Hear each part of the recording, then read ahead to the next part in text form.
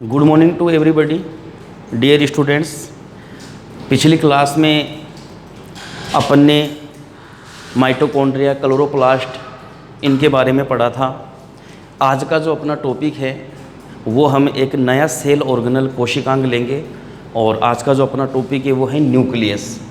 आज हम न्यूक्लियस का मतलब है केंद्रक से,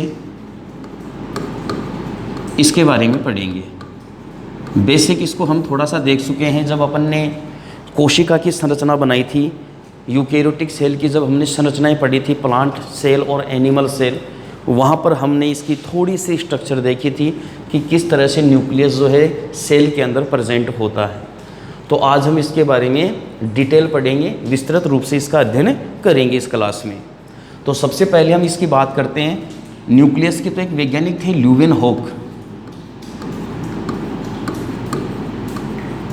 ल्यूवेनहोक, एंटोनी वॉन ल्यूवेनहोक की बात कर रहा हूँ मैं।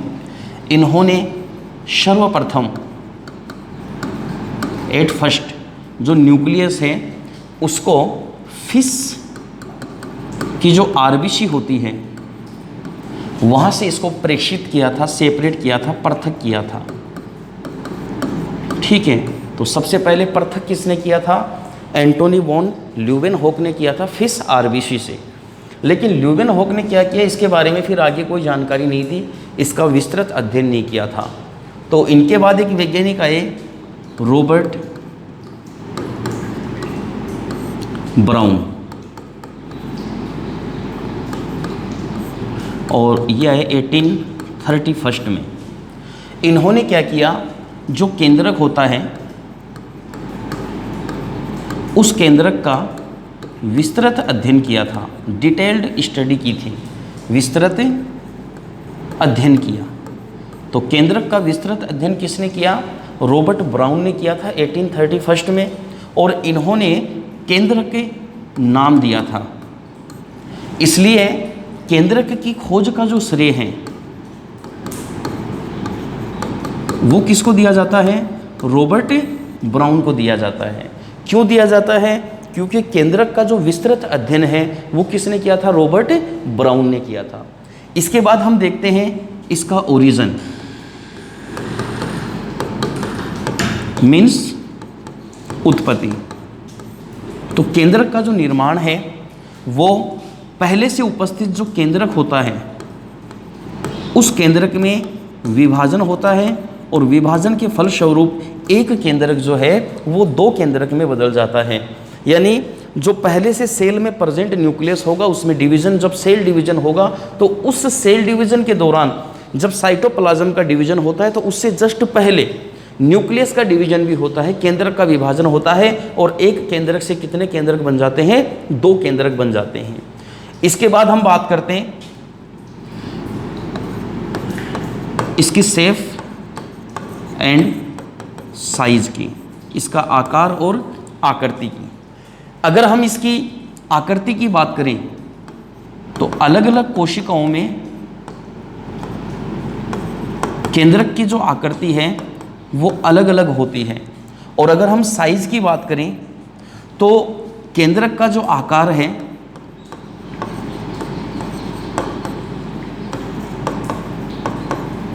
वो समानुपाती होता है किसके? गुणसूत्रों की संख्या के।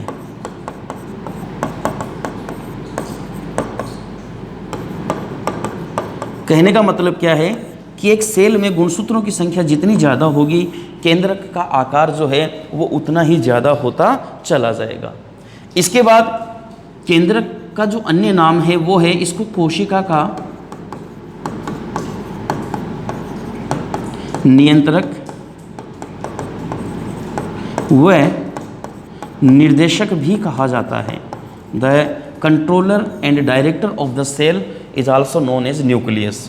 तो कोशिका की जितनी भी मेटाबॉलिक एक्टिविटीज़ हैं, जितनी भी उपापचयी क्रियाएं हैं, उन सारी की सारी उपापचयी क्रियाओं का कंट्रोल, नियंत्रण कौन करता है? न्यूक्लियस करता है। So nucleus also known as the controller and director of the cell. थोड़ा सा और आगे चलते हैं।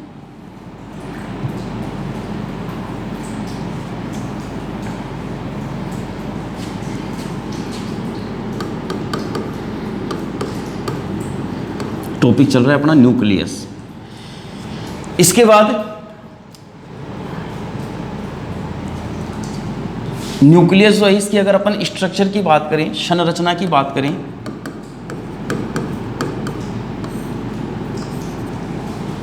तो न्यूक्लियस की संरचना में जो मुख्य पार्ट है वो आता है आपका, एक तो सबसे पहले न्यूक्लियर मेम्ब्रेन, इसको हम बोलते हैं केंद्रक झिल्ली। दूसरा जो पार्ट आता है वो है अपना न्यूक्लियोप्लाज्म, इसको हम बोलते हैं केंद्रक द्रव्य। तीसरा जो पार्ट आता है वो है अपना क्रोमेटिन,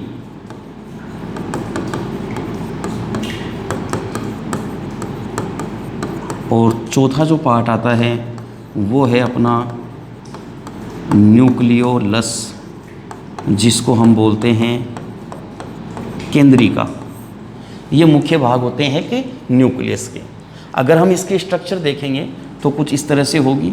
ये न्यूक्लियर मेम्ब्रेन होती है, ये इनर न्यूक्लियर मेम्ब्रेन है, और ये बाहर की तरफ में आउटर न्यूक्लियर मेम्ब्रेन बना रहा हूँ इस तरह से। अब आउटर न्यूक्लियर मेम्ब्रेन जो है इससे एक आउटग्रोथ बनती है, अतिवर्धी बनती है, इस तरह से अपन पीछे देख चुके हैं इस तरह से। इसी तरह से यहाँ पर जो बाह्य केंद्रक झिल्ली है उससे भी एक आउटग्रोथ बनेगी, जिसको हम इस तरह से दिखाएंगे। और इसी तरह से यहाँ से भी जो बाह्य केंद्रक झिल्ली है इससे एक अतिवर्धी बनेगी इस तरह से, और इसको हम यूँ दिखाएंगे। तो ये हो गई जो आउटग्रोथ है, इसको हम बोलते हैं ER, मीन्स एंडोप्लाज्मिक रेटिकुलम। और इस ER के ऊपर कुछ विशेष प्रकार के सूक्ष्म कण पाए जाते हैं जो हमने पढ़े हैं पीछे, डिटेल में इनका अध्ययन किया है। और ये जो सूक्ष्म कण हैं इस तरह से अपन इनको दर्शा सकते हैं यहाँ पर। और ये सूक्ष्म कण वास्तव में क्या होते हैं, ये होते हैं राइबोसोम। ये वाली जो झिल्ली है ये है आउटर न्यूक्लियर मेम्ब्रेन, बाह्य केंद्रक झिल्ली। और ये वाली जो झिल्ली है ये है अपनी इनर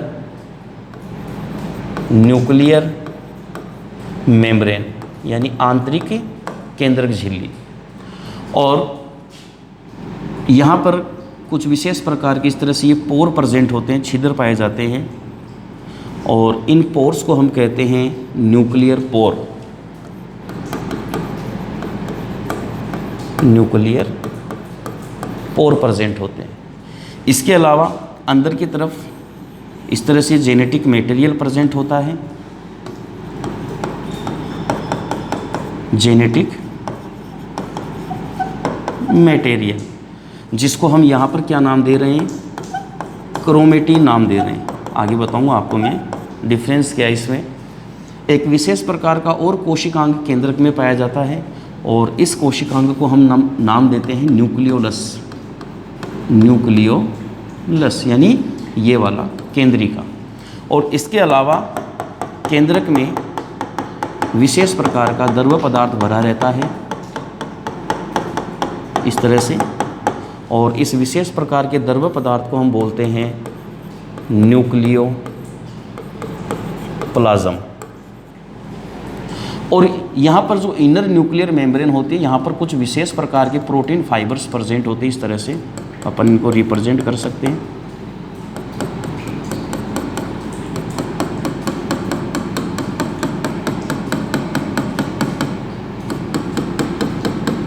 इस तरह से, और इस संरचना को हम बोलते हैं न्यूक्लियर लेमिन या न्यूक्लियर लेमिना। और ये जो न्यूक्लियर लेमिना है ये इस इनर मेम्ब्रेन को स्टेबिलिटी प्रोवाइड करने का कार्य करती है, यानी स्थायित्व प्रदान करने का कार्य करती है। तो ये बेसिक स्ट्रक्चर होती है एक न्यूक्लियस की। अब इसके जो विभिन्न भाग हैं इनके बारे में आगे अपन जस्ट और डिटेल से देखेंगे। Okay, thank you.